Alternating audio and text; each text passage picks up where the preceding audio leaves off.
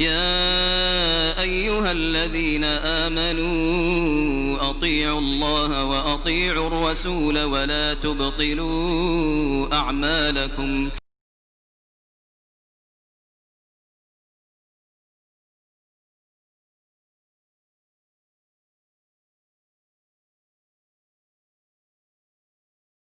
ورحمۃ اللہ وبرکاتہ.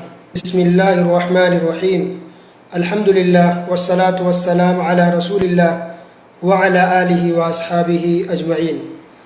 محترم سامعین کرام، آج بروز جمعہ 7 اگست 2020 مطابق 17 ذوالحجہ 1441 ہجری ہے، اور میرا موضوع ہے، ٹاپک ہے بدعت کی حقیقت.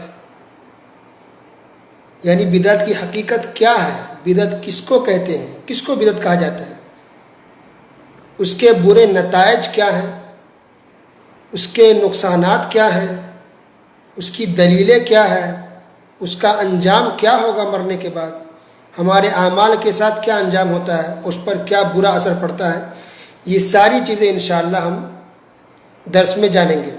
لیکن چونکہ اس کے لیے کافی وقت چاہیے تو کئی پارٹ میں اس موضوع کو انشاءاللہ بیان کیا جائے گا. پارٹ نمبر 1 2 3 4 اس طرح سے کئی پارٹ میں انشاءاللہ ہم بیان کریں گے.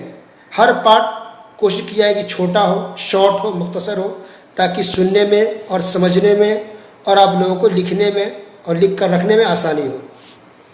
تو سب سے پہلے شروعات کرتے ہیں کہ مقاصد کیا ہے، بدعت کے ٹاپک پر ہم کیوں بیان کر رہے ہیں. سب سے پہلی بات تو یہ ہے، مقصد نمبر 1 اللہ تعالیٰ کی رضا کے لیے، خوشنودی کے لیے، اجر و ثواب کے لیے. نمبر 2 تاکہ بدعت کا معنی اور مطلب اور میننگ ہم مسلمانوں کو سمجھ میں آ جائے. نمبر 3 تاکہ بدعت سے ہم بچ سکیں. یہ سب مقاصد ہیں اس ٹاپک کو بیان کرنے کے. نمبر 4 اور کیا مقصد ہے، بہت سی غلط فہمی دور ہو سکے، کیونکہ بہت سے مسلمان یہ سمجھتے ہیں کہ بدعت ہی نہیں ہے. آپ اس کو بدعت کیسے کہہ سکتے ہیں؟ تو بدعت سمجھتے ہی نہیں ہے، وہ سنت سمجھ کر عمل کر رہے ہیں، حالانکہ وہ بدعت ہوتی ہے. تو تاکہ بہت سی غلط فہمی دور ہو، یہ بھی ایک مقصد ہے اس ٹاپک پر گفتگو کرنے کا. اور نمبر 5 یہ سارا کام کیا جا رہا ہے ہمدردی، خیر خواہی اور آپ کی بھلائی کے لیے. آپ سے کوئی دشمنی نہیں ہے، نہ ذاتی نہ خاندانی اور نہ کوئی تعصب ہے. ایک ہمدردی ہے ہم آپ لوگوں سے. اس لیے کیا ہمدردی ہے، کیسے؟ یعنی اگر کوئی چیز جو آپ کے جسم کو نقصان پہنچا سکے یا آپ کے مال کو نقصان پہنچا سکے، میری ذمہ داری ہے، بلکہ ہر مسلمان کی ذمہ داری ہے کہ اس کو بچائے، اس کا خیال رکھے. مثلا بیمار ہے، ہاسپٹل لے کے جانا ذمہ داری ہے. یا کوئی چیز سامنے سے آ رہی ہے، آپ کو پتہ نہیں ہے، یا سامنے گڑھا ہے، آپ نے دیکھا نہیں، گر سکتے ہیں اس میں. یا کھانے میں کسی نے کوئی غلط چیز ملا دی ہے، آپ کی جان جا سکتی ہے. تو ایک ذمہ داری ہے، ایک انسانیت، ایک بھلائی ہے کہ آپ ان کو بچائیں، انسان کو جو مرنے والا ہو یا اس کو نقصان پہنچ سکتا ہو، آپ کو کوئی دھوکہ دینے والا ہے. تو اس طرح سے کوئی بھی چیز جو انسان کے جسم کو یا مال کو نقصان پہنچائے تو انسان کو بچایا جاتا ہے، اس سے روکا جاتا ہے. تو اسی بھلائی کی خاطر، ہمدردی کی خاطر ہم یہ بیان کر رہے ہیں، تاکہ آپ بچ سکیں بدعت سے، تاکہ آپ کے اعمال برباد نہ ہوں، تاکہ آخرت میں آپ کو افسوس نہ کرنا پڑے. کیونکہ پتہ ہے کہ بدعت کرنے سے انسان کے اعمال برباد ہوتے ہیں اور بہت سارے اس کے برے اثرات ہوتے ہیں، بہت سارے نقصان اور خسارہ ہو جاتا ہے مسلمان کا بدعت کرنے کی وجہ سے. ساری باتیں انشاءاللہ آگے کے درسوں میں ہم سنیں گے، وہ بھی دلیل کے ساتھ، قرآن و حدیث کی روشنی میں. تو یہ بھلائی کی اور ہمدردی کے ناطے یہ بات بیان کی جا رہی ہے. نمبر 6 تاکہ حجت قائم ہو جائے. یہ میری ذمہ داری ہے، ہر عالم کی، ہر داعی کی، میں تو ایک طالب علم ہوں، ذمہ داری ہے کہ ایک صحیح بات، حق بات آپ لوگوں تک پہنچایا جائے، حجت قائم ہو جائے، بتا دیا کہ یہ غلط ہے، یہ بدعت ہے، یہ صحیح ہے، وہ واضح کیا جائے. ہو سکتا ہے قیامت سے اللہ تعالیٰ پکڑ کر لے ایسے لوگوں کی جن کو معلوم ہے کہ یہ بدعت ہے، غلط ہے، پھر بھی نہیں روکا، لوگوں کو بتایا نہیں. تو اللہ کے ہاں پکڑ ہو سکتی ہے اگر انسان نہیں بتاتا ہے تو اسی لیے بھی بتایا جا رہا ہے تاکہ قیامت کے دن اللہ کی پکڑ نہ ہو جائے. اور آپ نقصان اٹھانے والوں میں سے نہ ہو جائیں. دنیا میں سب پتہ چل جائے, سب کلیئر ہو جائے کہ کیا غلط ہے کیا صحیح ہے. مرنے کے بعد کوئی دنیا میں واپس نہیں آئے گا, یا بدعت کرنے والے کو دنیا میں واپس نہیں بھیجا جائے گا کہ وہ آپ صحیح کام کر کے آئے. نہیں, اس لیے ابھی آپ کو دنیا میں ہی سوچنا ہے کہ آپ سنت پر عمل کر رہے ہیں یا آپ کی زندگی میں بہت ساری بدعات ہیں, اس کو چھوڑنا ہے. یہ آپ کو ابھی سوچنا پڑے گا دنیا میں ہی. یہ 6 اہم پوائنٹس ہیں, مقاصد ہیں اس ٹاپک پر گفتگو کرنے کے. ایک وضاحت کے طور پر, نوٹ کے طور پر اس کو سن لیجئے کہ بدعت یہ ایسا ٹاپک ہے کہ جب بات چلے گی, کئی پارٹ میں اس کو انشاءاللہ بیان کریں گے, تو بہت سی باتیں ایسی ہوگی کہ جو سن کر کے لوگوں کو تعجب ہوگا, عجیب لگے گا.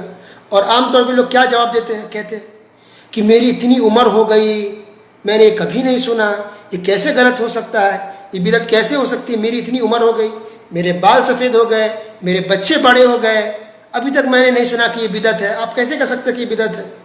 کچھ لوگ یہ کہتے ہیں کہ میرے علاقے میں ایسا ہو رہا ہے, سارے علاقے والے ایسا کر رہے ہیں, سب لوگ غلط کیسے ہو سکتے ہیں؟ یا میرے باپ دادا کے زمانے سے یہ کام ہوتا آ رہا ہے, باپ نے کیا, دادا نے کیا, نانی نے کی, نانا نے کیا, تو یہ باپ دادوں سے پرکھوں سے یہ کام ہوتا آ رہا ہے ہمارے گھر کے اندر, تو کیسے ہم اس کو چھوڑ دیں؟ یا بدعت کیسے ہو سکتی ہے جب باپ دادا کرتے آ رہے ہیں؟ کیا سب کے سب بیوقوف تھے یا ان کو معلوم نہیں تھا؟ اس طرح کی باتیں لوگ اٹھاتے ہیں, تو جان لیجیے کہ ساری باتیں غلط ہیں. یہ کہنے کا کسی کو حق نہیں ہے. ہم دیکھیں کہ 24 گھنٹے میں کیا 24 منٹ بھی ہم حدیث پڑھتے ہیں ترجمہ کے ساتھ. ہر انسان اپنا اپنے دل میں جھانک کے دیکھے کہ روزانہ 24 گھنٹوں میں سے کتنے منٹ یا کتنے گھنٹے ہم حدیث کو پڑھتے ہیں ترجمہ کے ساتھ, یا قرآن کی آیت پڑھتے ہیں ترجمہ کے ساتھ. نہیں نا, تو ہمیں کیسے معلومات ہوگی کہ یہ بدعت ہے, یہ شرک ہے, توحید ہے, یہ غلط ہے؟ نہیں ہوگی.